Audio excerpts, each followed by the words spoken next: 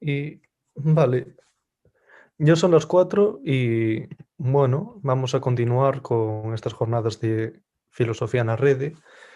Y hoy es martes, por lo que hoy vamos a presentar bueno, hoy va a exponer Gerardo Valcárcel su conferencia sobre la misión, los problemas y la utilidad de la filosofía en el siglo XXI, bueno, que vamos a ver ahora. Y bueno, Gerardo es un estudiante de filosofía, licenciado en comunicación por la Universidad de Lima.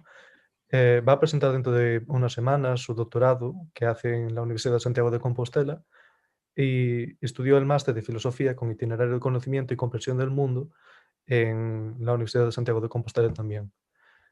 Es experto en materias de racionalidad y ahora nos va a exponer pues esta conferencia. Así que cuando quieras, Gerardo.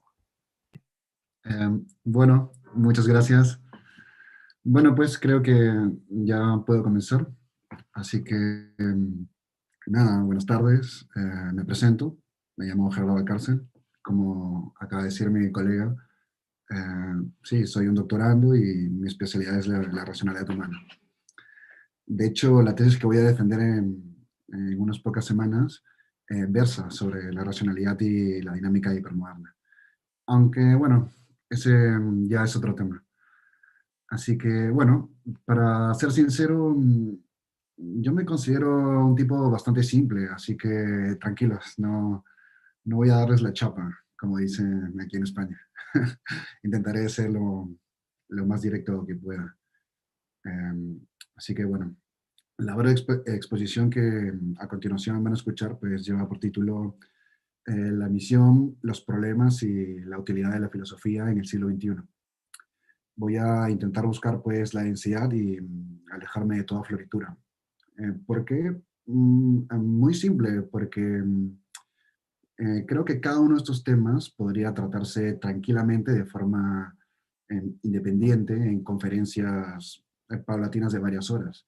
Así que voy a intentar ceñirme, pues dentro de lo posible, a los asuntos específicos, mientras rehuyo, por supuesto, de todos los añadidos innecesarios. Así que, bueno, por favor, de ninguna manera vaya a tomarse mis enunciados como absolutos, sino tan solo como los sencillos comentarios de alguien que con toda humildad intenta exponer algo y ya está. Si me equivoco, por favor, sepan perdonarme. Dicho esto, pues empecemos, ¿no? Eh, la, pre- eh, la pregunta por la filosofía es definitivamente ya en sí filosófica. De hecho, como en su momento señaló Russell, probablemente no existan dos filósofos que definen la filosofía de una misma forma. Y según mis investigaciones, esto es correcto. Consideremos lo siguiente. Si en el año 2020 de la era común, el Homo sapiens ni siquiera se ha puesto de acuerdo en qué es la filosofía, imaginen ustedes lo problemático que podría resultar hablar de su visión, de sus problemas y de su utilidad. Aunque eh, las enormes lagunas del pensamiento tampoco impiden que uno se pronuncie, bueno, un poco y a grandes rasgos sobre estos temas. Así que voy a proceder. Dicho esto, pues, y sin más dilación, empecemos de una buena vez. Bien, vamos a comenzar por el principio, sobre la misión de la filosofía. Uno, una de las cosas que tiene como misión la filosofía, desde mi perspectiva personal, es cultivar el asombro. Yo diría que quizás una de las principales misiones de la filosofía es esta, cultivar el asombro. ¿Por qué? Fácil. En casi 500 años de ciencia hay un acuerdo prácticamente total entre los científicos, pero en 2500 años de filosofía no hay consonancia alguna, pero ni remotamente entre los filósofos. Por lo tanto, la filosofía sigue avanzando, si se me permite decirlo así, por el constante asombro de quienes se aventuran a tratar estos embolados tan problemáticos. Realmente, bueno, el valor de la filosofía estriba en ser una actividad, no una ciencia. Las ciencias se guían por el método científico, pero en filosofía no hay un único método en realidad. Kant, el mismo método que Schopenhauer, Schopenhauer no utilizaba el mismo método que, no sé, que Nietzsche. Nietzsche no utilizaba el mismo método que Bauman, que por cierto ha muerto hace unos pocos años, y así, etcétera, etcétera. Todo lo contrario. O sea, el pragmatismo, la fenomenología, el empirismo, son corrientes que de buena manera dan cuenta de esto. Bueno, en concreto, que en realidad es imposible enseñar a pensar, pero sí es posible ilustrar con pensamientos de alto nivel. Esto como punto número uno. Como punto número dos, yo diría que sería cambiar la forma de ver.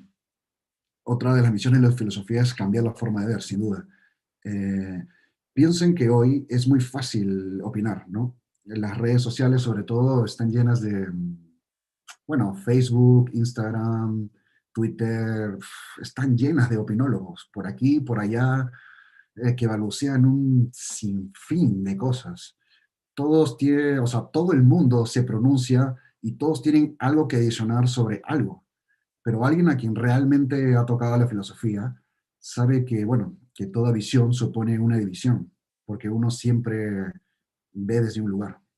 Así pues, en sus tratos dialécticos, el verdadero filósofo no tendrá jamás, o sea, que hablar por hablar, esperando ansiosamente su turno para la intervención, sino que buscará comprender a su contraparte. Es muy cierto, ¿eh?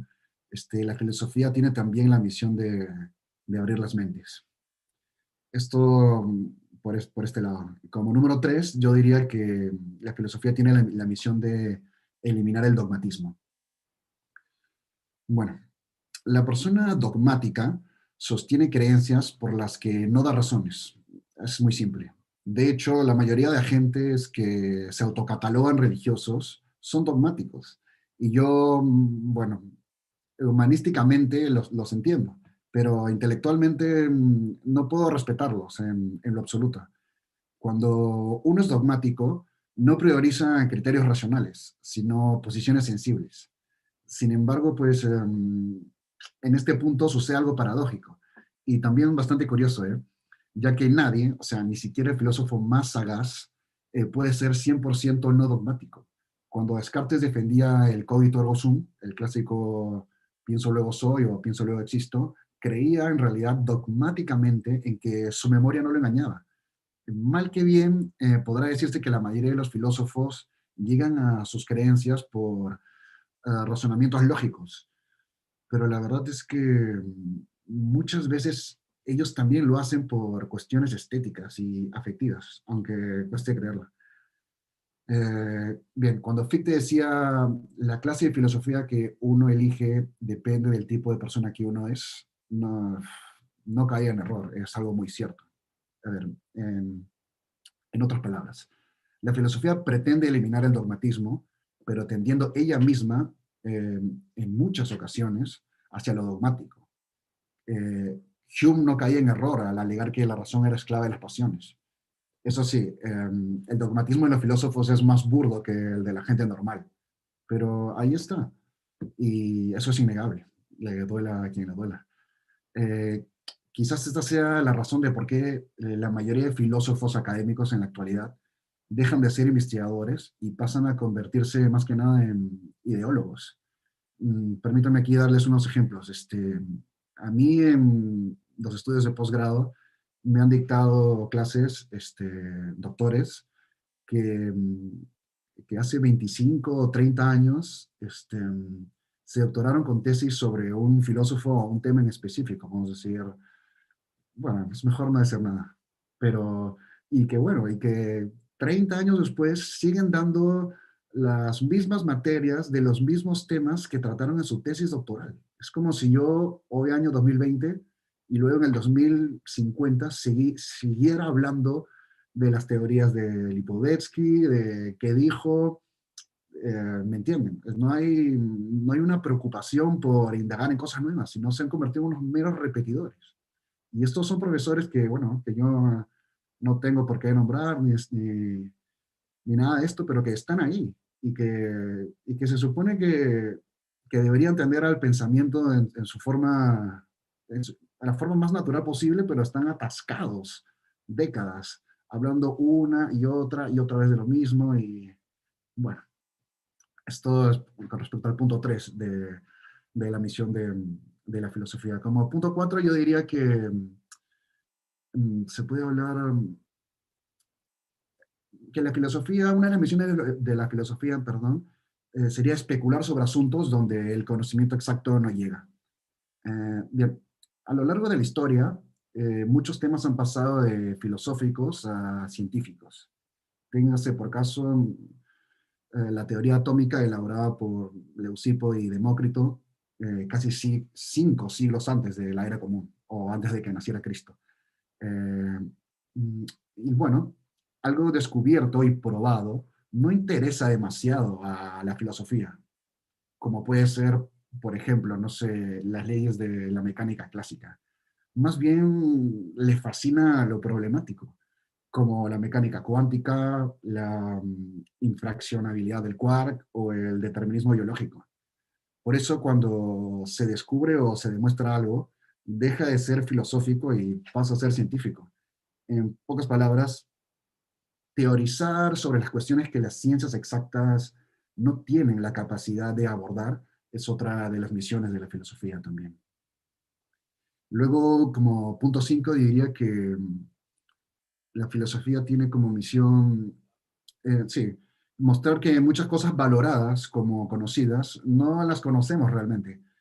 La filosofía hace que uno piense sobre fondos con el potencial de ser sabidos y también genera que las personas sean conscientes de que mucho elaborado como conocimiento realmente no lo es. Se entiende más o menos por dónde voy, ¿no? O lo que quiero decir. Bien, creo que no es necesario decir mucho más. Y sexto y último, yo diría que la filosofía tiene como misión entender el mundo. Marx creía que los filósofos venían dedicados ya suficiente tiempo a interpretar el mundo y de lo que se trataba era de transformarlo. Bueno, en esta corta charlita yo no tengo el tiempo suficiente para desarrollarlo, pero créanme, Marx estaba equivocado. El propósito fundamental de la filosofía jamás fue, ni es, ni será alterar la realidad, sino simplemente comprenderla. Bueno, hasta aquí sobre la primera parte de nuestras cuestiones, ¿no? Prosigamos. Hablaré ahora de los problemas de la filosofía. Quizás sea un poco más interesante y menos genérico. No lo sé. Bueno, bien, en general prácticamente no hay ninguna cosa que la filosofía no pueda abordar. Con toda certeza, eh, puede filosofarse sobre matemáticas, física, lengua, historia, derecho, química, artes, música, astronomía, geología, etcétera, etcétera, etcétera. Es más, si uno busca en Wikipedia, encontrará que la filosofía está definida como el estudio de una variedad de problemas fundamentales acerca de cuestiones como la belleza, el conocimiento, la existencia, el lenguaje, la mente, la moral y la verdad. Pero bueno, seamos un poco más específicos, ¿no? Y vayamos con los peces gordos. ¿Cuáles son? Bien, número uno, el problema cosmológico. Quizás las preguntas más antiguas formuladas por los humanos fueron ¿dónde vivimos? ¿En qué lugar estamos? ¿Qué son y cuál es la importancia de los astros? Y de ahí nació, indudablemente, la cosmología. Número dos, el problema ontológico. Luego de dirigir su atención al espacio exterior, las personas empezaron a preguntarse por las cosas y los seres de su alrededor, emergiendo las interrogantes por la realidad, la existencia y el ser de estas. En corto, nace la ontología. Número tres, el problema antropológico.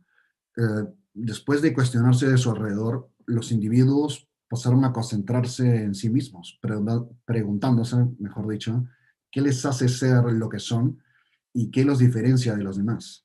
Es decir, pensaron su esencia y así nació la antropología. Um, Número cuatro, el problema ético.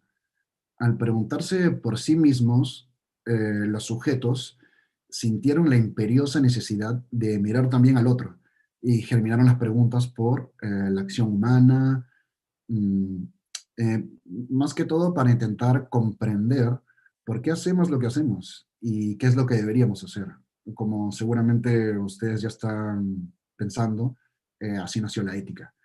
Luego, en quinto lugar, viene el problema epistemológico. Eh, Bien, analizando la realidad a sí mismo y al otro, y concientizándose de que muchas respuestas creídas como verdaderas eran falsas en realidad, el hombre pasó a interesarse por el conocimiento en sí. ¿Qué hacer para saber cuándo algo es verdadero o falso? ¿Cómo lograr que nos equivoquemos cada vez menos? Emergió la epistemología, disciplina que estudia principalmente el conocimiento científico. Número 6, el problema lógico. La pregunta por el conocimiento llevó al Homo sapiens a preguntarse por las formas en que conoce, es decir, los procedimientos. Y así se creó el estudio del razonamiento humano, que no es otra cosa que la lógica. En séptimo lugar, yo diría que está el problema lingüístico y estético, sí. Mm, Bien, después de concentrarse en el pensar, los humanos empezaron a interesarse por las relaciones entre el lenguaje y las cavilaciones mismas, algo que les obligó, pues, inevitablemente a profundizar en todas las formas de expresión, naciendo de esta forma la filosofía del lenguaje y la estética. 8, el problema, sí, el problema sociológico y político. Bien, los inconvenientes que la humanidad ha tenido a lo largo de los siglos para poder convivir en paz, pues llevaron a interrogarse a la gente por la organización social y por las mejores estrategias para coexistir, dando nacimiento a la sociología y a la política. Hoy por hoy, bueno, con toda esta crisis sanitaria, estamos viendo, bueno, nadie es ajeno a esto.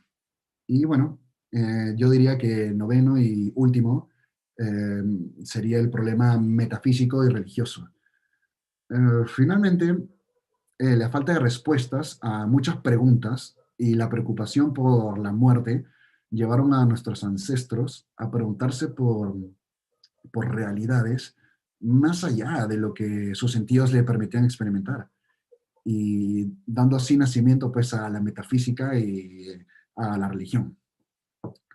Bien, estos 9 problemas que yo someramente acabo de mencionar, que son, bueno, unos problemas generales, eh, contienen de una manera u otra casi todas las cuestiones filosóficas de la historia. Pero voy a ser un poquito más concreto, no voy a tildárseme de reduccionista.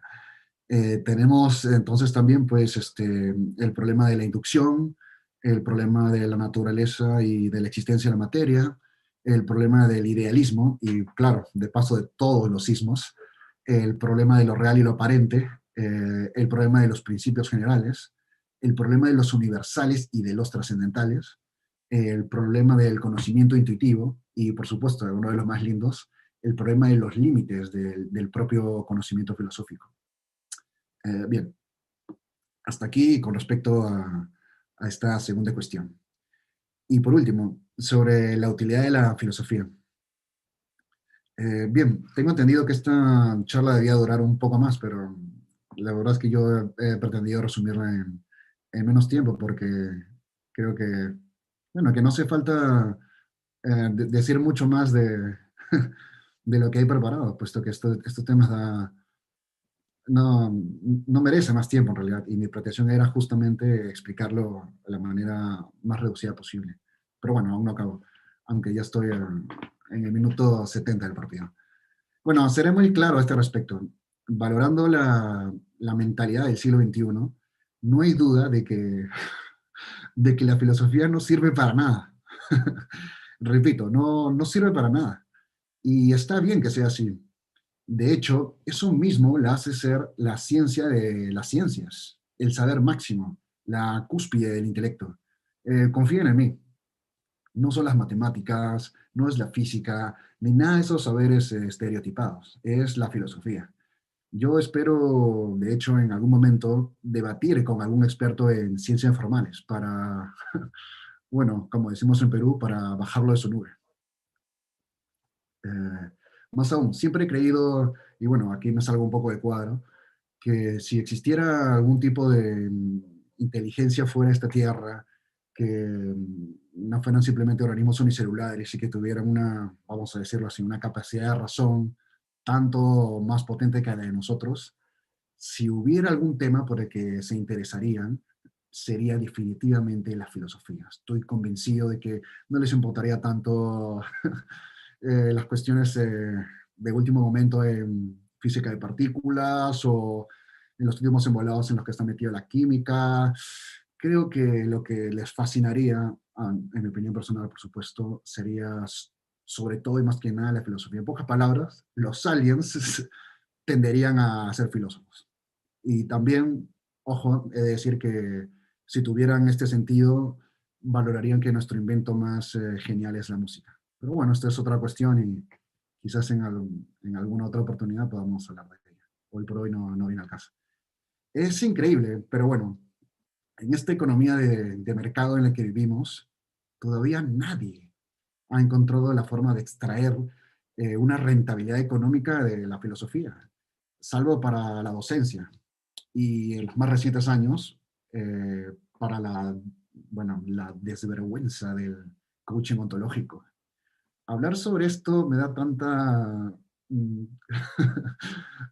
¿cómo decirlo?, fatiga, que prefiero dejarlo de lado. Bueno, el hecho de que la filosofía no sirva para nada debería ser motivo del más grande orgullo por parte de quienes la practican. Su inutilidad solo confirma que las cosas y actividades que verdaderamente nos hacen felices tienen su fin en sí misma. Cuando uno, por ejemplo, realiza la actividad que más le gusta, jamás piensa en cuánto dinero va a recibir por ella, qué tanto va a presumirla o la admiración que obtendrá. Lo hace porque le hace feliz. Y eso pues está bien. La mayor prueba de que esto es así y de que la filosofía hace feliz a quien la persigue y ama, por supuesto, es que muchos de los más grandes filósofos no tuvieron una formación estrictamente filosófica, sino que llegaron a ella por preocupaciones intelectuales dispares. Berkeley estudió griego, Descartes y Hume cursaron derecho, Bertrand Russell, Gottlob Frege y Edmund Husserl se graduaron en matemáticas, Freud en medicina, Charles Sanders Peirce en química, Nietzsche en filología y un largo etcétera. Bueno, para ser sincero, es muy difícil pensar, realmente. Quizás es la cosa más difícil de conseguir. Se presentan muchos obstáculos internos y externos en el camino de aquel predispuesto al pensamiento. Estas rémoras son de tal grado que muchos académicos terminan volviéndose, bueno, lo que un viejo maestro catalogó como burócratas del pensamiento. Y yo creo que razón no le falta. De hecho, la facultad donde yo me estoy doctorando está llena de burócratas del pensamiento. Y mal que bien, ah, al igual que Aristóteles, pues si Aristóteles era amigo de Platón, pero era más amigo de la verdad, yo seré amigo de algunos profesores de la Universidad de Santiago de Compostela, pero también soy más amigo de la verdad. Y de que son unos burócratas del pensamiento la mayoría, no hay duda alguna. Y sé perfectamente lo que, que mis palabras no son poca cosa, porque si es que alguno me está escuchando, no sé qué impresión se pueda llevar, pero una verdad no pierde nada con ser dicha. Bueno, Gilles Deleuze dijo en un libro que, por cierto, se llama Nietzsche, eh, algo bastante cierto y contundente. Permítame leer la cita por extenso. El tema es que no sé dónde dejé el libro. Un momento. Sí, en mi mochila.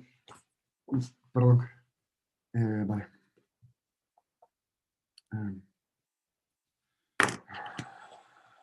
Bien.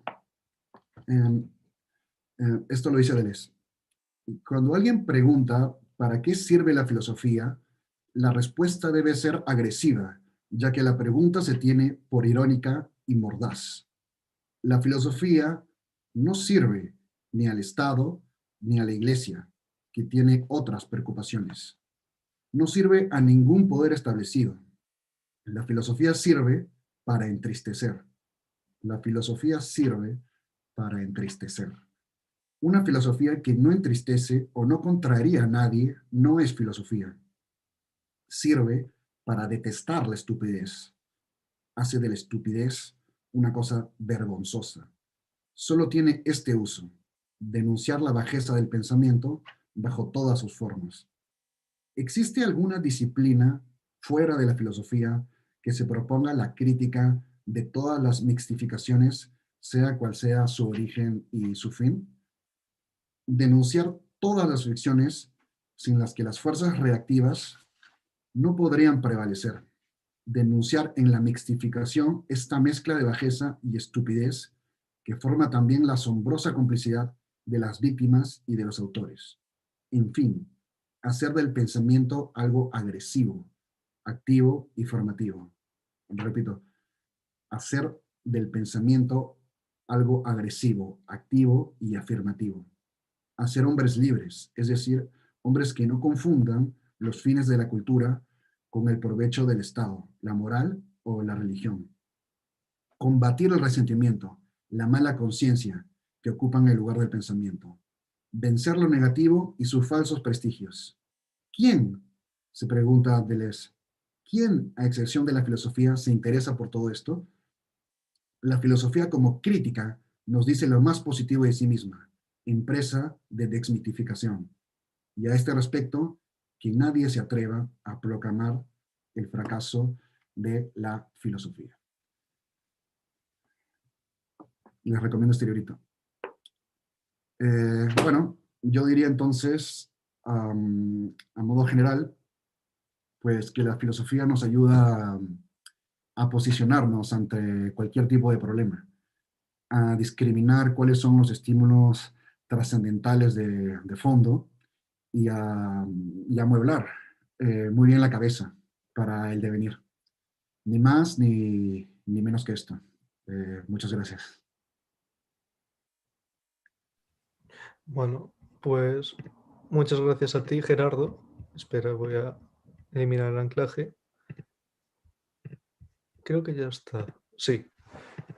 Bueno, eh, ya en línea de lo que está sucediendo en los últimos días, te voy a preguntar, además de que están ahora mismo en el Senado discutiendo, ¿qué opinas de que se quiera eliminar la ética del cuarto curso de la educación secundaria obligatoria del currículum de materias bueno, de los estudios de aquí en España? No sé si tú puedes contarme un poco más, porque la verdad es que yo soy extranjero, no estoy muy enterado en tema. Si tú eres un poco más específico, yo con todo Bueno, gusto conversamos.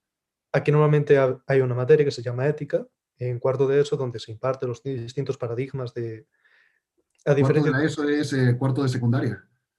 sí, con Vale, 16. vale, el colegio. Ujú.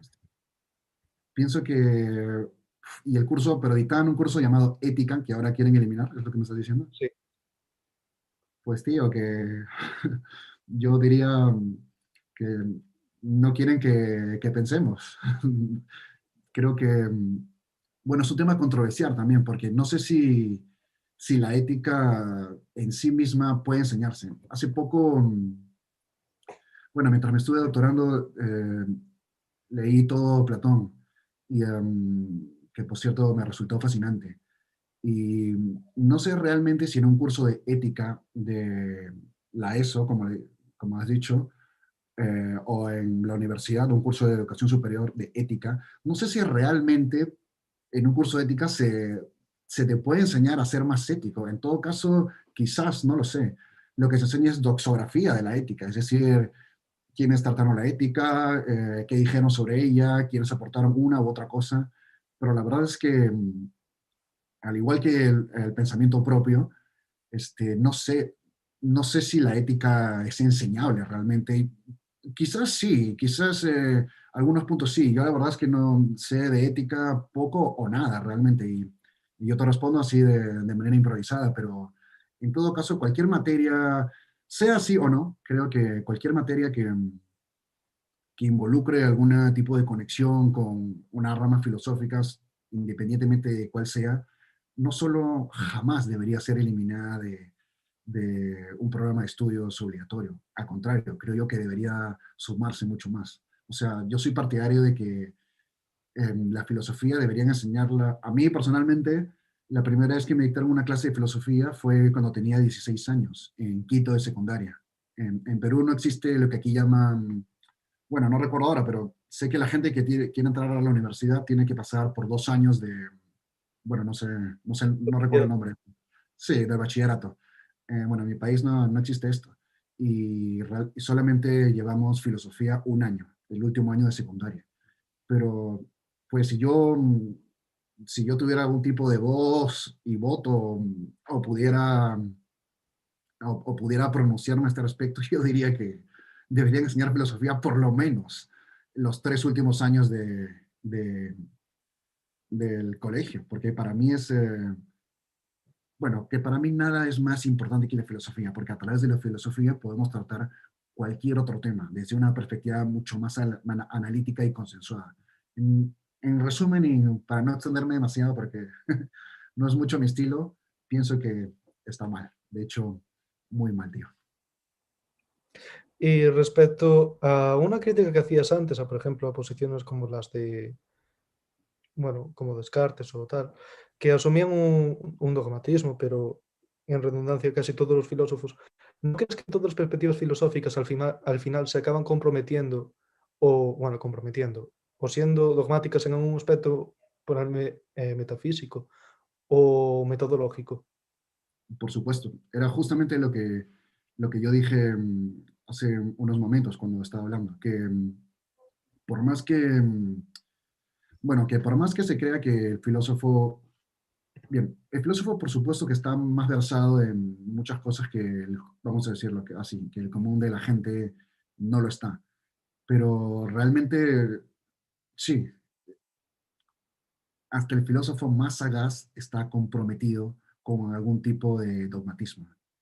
Tú puedes nombrarme de A a la Z y todos son dogmáticos en alguna forma y todos están comprometidos, como tú bien mencionas, con una u otra posición, sea metafísica, epistemológica, ontológica, todos están comprometidos con algo. Así que es curioso porque una de las misiones de la filosofía es eliminar el dogmatismo, pero como dije, ella misma también tiende, quizás en menor medida, perdón, o más solapadamente, pero también tiende al dogmatismo.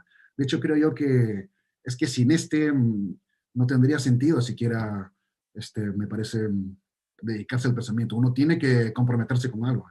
Si uno, por ejemplo, va a postular que el mundo puede ser comprendido, tiene que comprometerse con la idea de que la realidad es conocible. Si no, ¿de qué demonios estamos hablando?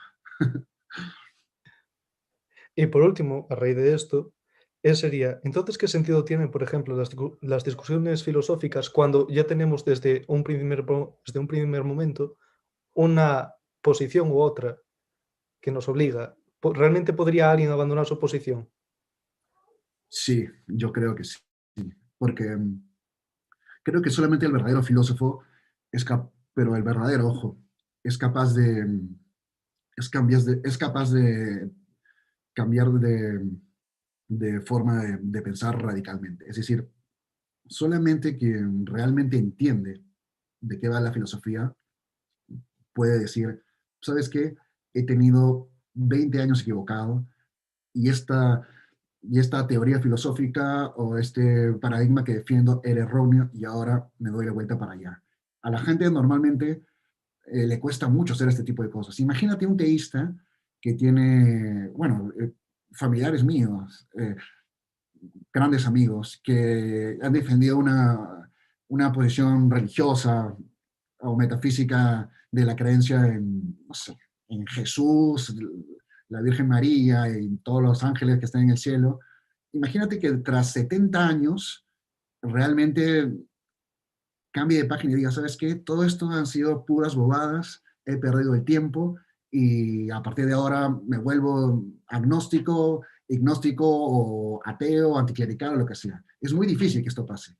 Y es muy difícil que pase para los teístas, pero no lo creas. También es difícil que pasen los filósofos. Sin embargo, aquellos que tienen la capacidad de cambiar es porque realmente tienen un amor natural al conocimiento y no a las creencias que han sido afianzadas en su propio ser. En pocas palabras, el automatismo del aprendizaje es algo muy poderoso en realidad. Nos cuesta deshacernos de aquello que venimos creyendo siempre y que sobre todo la mayoría cree. Es muy peligroso porque cuando a uno le repiten constantemente algo, casi siempre acaba creyéndoselo.